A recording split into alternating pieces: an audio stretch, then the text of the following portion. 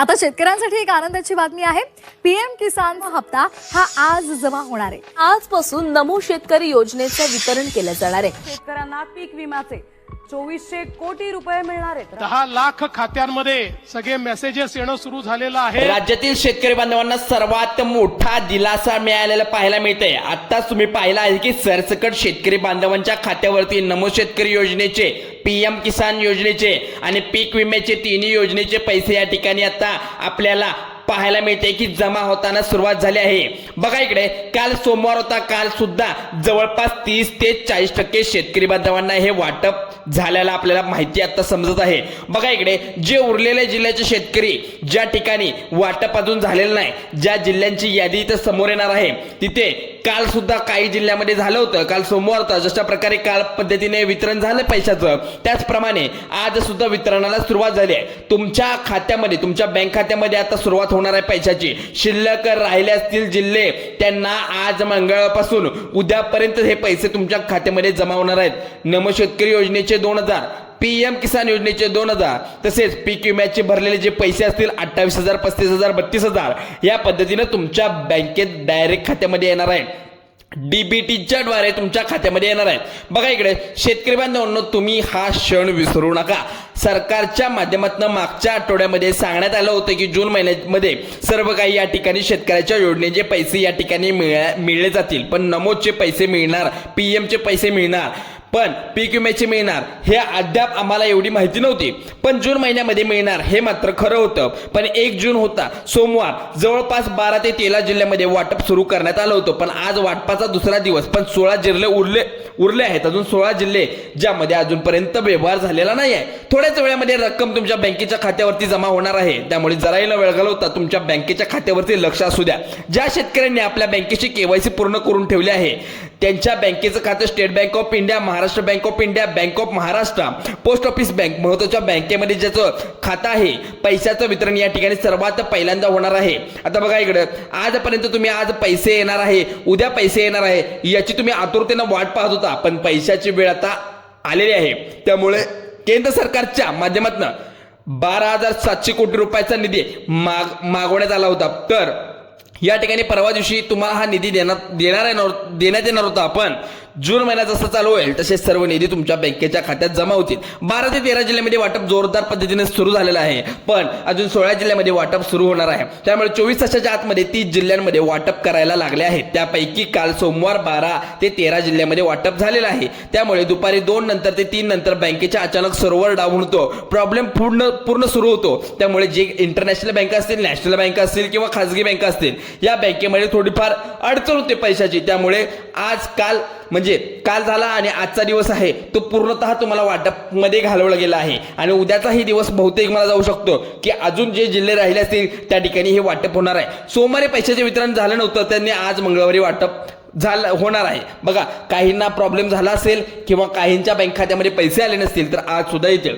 16 जिल्ह्यामध्ये पैशाचं वाटप थेट बँकेच्या खात्यावरती आता जमा करण्यात येणार आहे। याचीच माहिती पुढच्या 2 मिनिटाच्या आतमध्ये तुम्हाला मी समजावून सांगणार आहे। बघा, शेतकऱ्यांनी चुकीच्या मार्गाने आतापर्यंत नमोचे आणि पीएमचे हे पैसे घेतले आहेत, पण काम सुद्धा जर चुकीच्या पद्धतीने मी केलं असेल तर तुम्हाला ती भरपाई करावी लागणार आहे। जर सरकारने याच्यावर कायदेशीर कारवाई करू शकतं तर सरकार करू शकते। सरकारच्या माध्यमातून समोर आले की तुमच्या यावेळी हप्ता वितरणाला सर्वात जास्त वेळ का लागला आहे, तुम्ही या ठिकाणी समजून घ्या। कारण सरकारच्या माध्यमातून यावेळी एक अपात्र यादी आणि एक पात्र यादी या पद्धतीच्या 2 प्रकारच्या याद्या इथं जाहीर करण्यात आल्या आहेत। पण शेतकऱ्याच्या बँकेच्या खात्यावरती नमो पीएमचे कोणत्या अटी शिवाय, कोणत्या पात्रतेशिवाय सरसकट पैसे या ठिकाणी जमा करण्यात आले होते। परंतु सरकारच्या माध्यमातून सरकारला जेव्हा लक्षात आलं, जेव्हा शब्द सरकारने टाकला, हे पैसे गायब कसे झाले, मग त्यामुळे जवळपास 16 ते 17 लाख शेतकरी या ठिकाणी आता जे बोगस कारभार केला आहे त्यांना आता वगळण्यात आलंय, वंचित करण्यात आलंय। शेतकरी योजनेचा आता या ठिकाणी जो अर्ज होता, नमोचा असेल, पीएमचा असेल किंवा पीक विम्याचा असेल,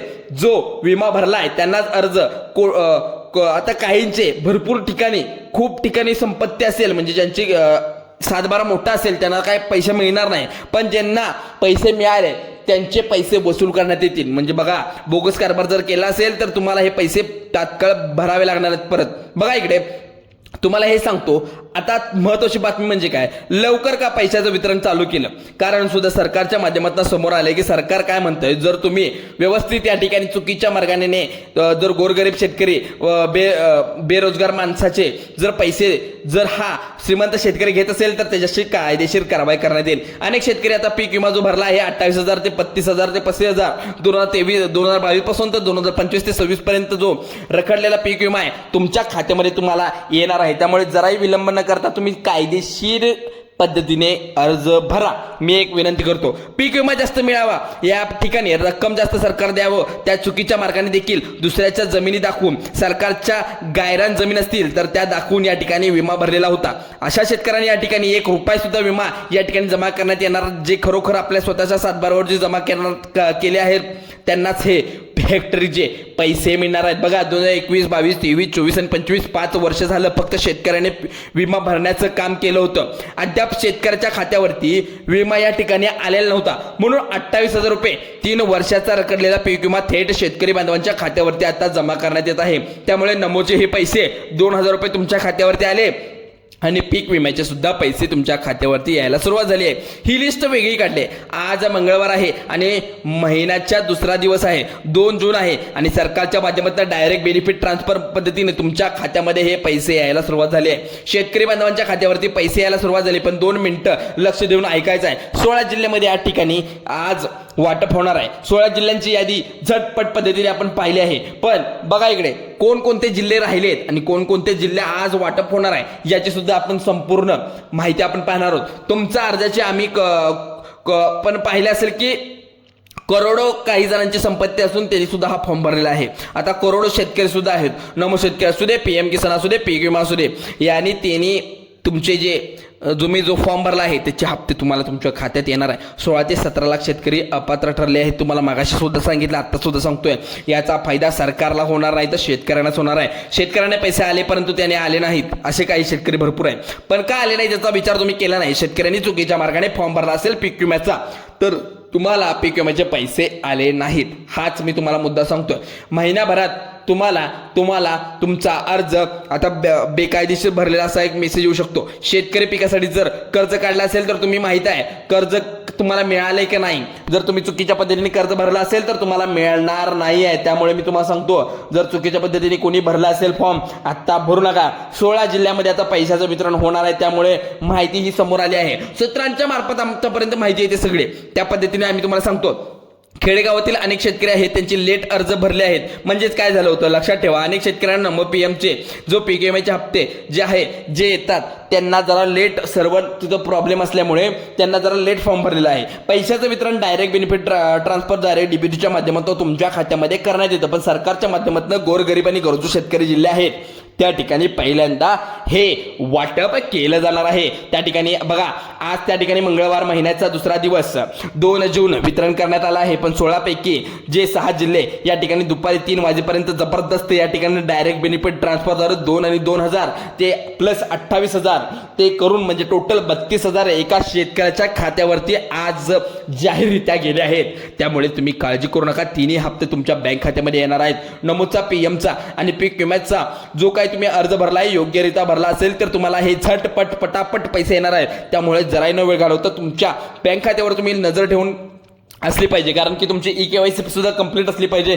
त्यामुळे काही पैसे तटलेले असतात. सरकारच्या माध्यमातून स्पष्टपणे शेतकरी बांधवांना सांगण्यात आलं होतं की आणि कोणाला सुद्धा वगळणार नाही, कोणत्याही शेतकरी बांधवांना आम्ही अन्याय करणार नाही, कारण तुमच्यामुळे आता आम्ही मुख्यमंत्री उपमुख्यमंत्री या ठिकाणी झालो आहोत. त्यामुळे आम्ही कोणाला सुद्धा वगळणार नाही. सरसकट डायरेक्ट बेनिफिट ट्रान्सफर माध्यमातून ही रक्कम तुमच्या बँकेच्या खात्यावरती जमा करण्यात येईल. पण पहिल्या सकाळी 10 ते दुपारी 2 वाजेपर्यंत हे योजनेचे पैसे, त्यानंतर दुपारी 3 वाजल्यापासून संध्याकाळी 7 वाजेपर्यंत दुसऱ्या टप्प्यात जे योजनेचे पैसे आहेत, तिसरा टप्पा जे 7 ते संध्याकाळी 12 वाजेपर्यंत हे तिसऱ्या टप्प्याचे पैसे तुमच्या बँक खात्यावरती आज एका रात्री शेतकऱ्याच्या बँक खात्यावरती हे 32,000 रुपये तुमच्या खात्यावरती जमा होणार आहेत.